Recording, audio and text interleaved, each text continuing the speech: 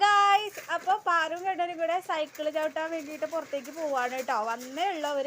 അപ്പോൾ തന്നെ ഞാൻ വിചാരിച്ചു ഒന്ന് സൈക്കിൾ ചവിട്ടാൻ പഠിപ്പിക്കാം, പുറത്തേക്ക് കൊണ്ടുപോകാമെന്ന്. നമുക്ക് എന്തായാലും കാണാം. എടാ, ഇങ്ങനെയാണോ സൈക്കിൾ ചവിട്ടണേ?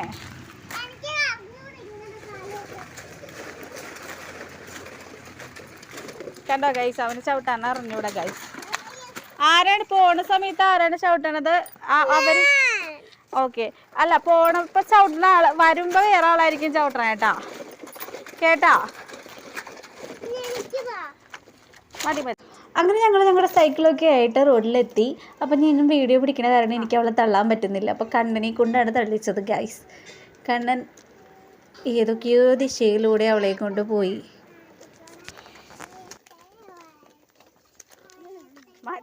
പാറുവിൻ്റെ റൗണ്ട് കഴിഞ്ഞു, കണ്ണൻ്റെ റൗണ്ട് എത്തി കേട്ടോ. ഇനിയിപ്പോൾ കണ്ണനെ ഞാനെന്ത് തന്നെയാണ് തള്ളണേ. അവളെയും കൊണ്ട് വീഡിയോ പിടിപ്പിക്കാമെന്ന് ഞാൻ വിചാരിച്ചു. എന്നിട്ട് അപ്പോൾ അവൾ വീഡിയോ പിടിച്ചിട്ടുണ്ട് കേട്ടോ. അപ്പം ഞാൻ തന്നെ അവനെ തള്ളി പതിയെ പതിയെ കൊണ്ടുപോവാണ്.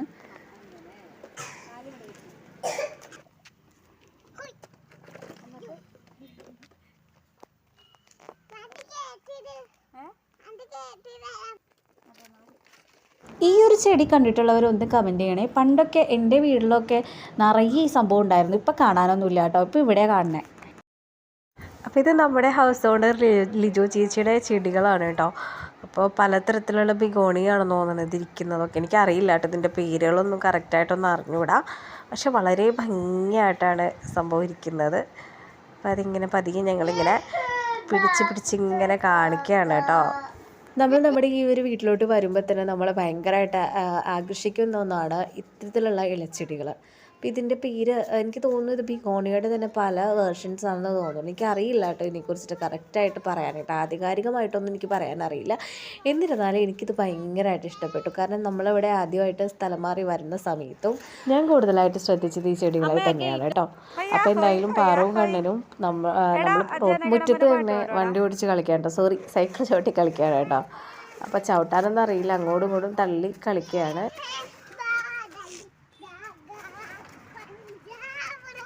കണ്ണൻ നമ്മുടെ ദേശീയഗാനോട് ഈ രീതിയിലൊക്കെ പാടണേ ദൈവമേ.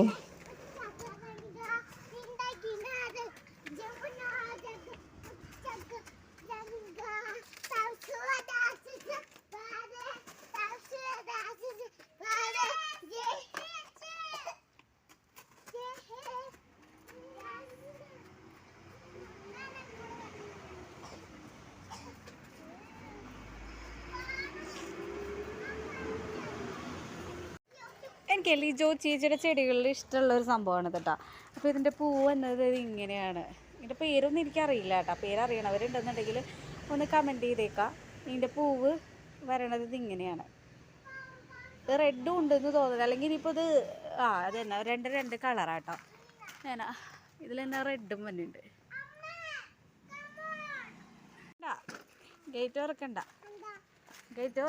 ഇവർ പുറത്തേക്ക് ഓടി പോകാതിരിക്കാൻ വേണ്ടി ഞാൻ ഗേറ്റ് ജസ്റ്റ് ഒന്ന് ചാരിയിട്ടുണ്ട്. നല്ല വെയിറ്റ് ഉണ്ട്. അത് കാരണം വെയിറ്റ് അല്ല, നല്ല ടൈറ്റായിട്ടിരിക്കുന്ന കാരണം ഇവർക്ക് തുറന്നങ്ങനെ പെട്ടെന്ന് പോകാൻ പറ്റൂല.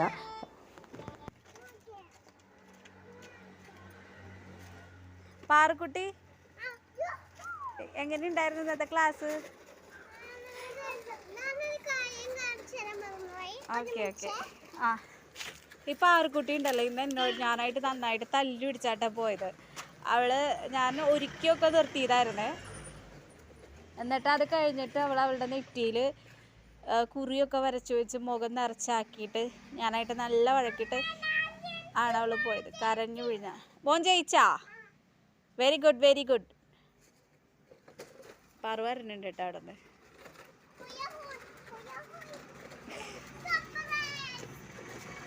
നോക്കട്ടെ. ഇവിടെ ക്ലാസ് ടെസ്റ്റ് നടത്തിയിട്ട് അതിന് നല്ല മാർക്ക് മേടിച്ചിട്ടുണ്ടെന്ന് പറഞ്ഞിട്ട് അത് കാണിച്ചു തരാനായിട്ട് വന്നതാണ് രണ്ടാള്. ആളെ ഞാൻ പ്രോത്സാഹിപ്പിച്ചൊക്കെ വിട്ട് കണ്ടു കഴിഞ്ഞപ്പോൾ ABCD പിന്നെ 1 2 3 ഒക്കെ എഴുതി പാറുക്കുട്ടിക്ക് നല്ല മാർക്ക് കിട്ടി അല്ലേ? ഇങ്ങനെ യെസ്, ലെറ്റ്സ് ഗോ. മിടുക്കി കുട്ടി.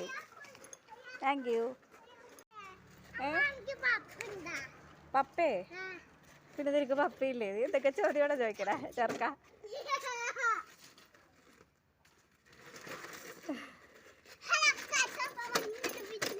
അത് ഒടിച്ചെടുക്കേ, ഒടിച്ചെടുക്കാണ്ട് മര്യാദക്ക് കളിച്ചേക്കാം. അതാണ്, ഒടിച്ചു കളഞ്ഞാൽ പൊട്ടിപ്പോവും.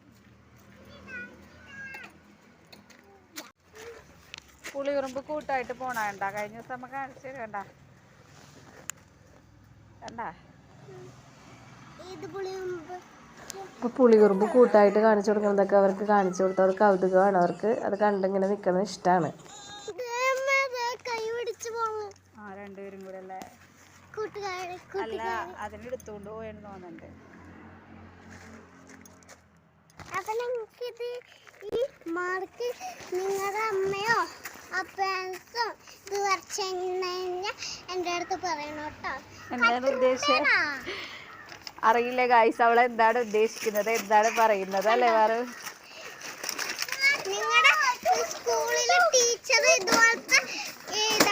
നിങ്ങൾക്ക് ഇതുപോലെ നല്ല മാർക്കൊക്കെ കിട്ടുകയാണെങ്കിൽ കമന്റ് ചെയ്യാൻ അല്ലേ?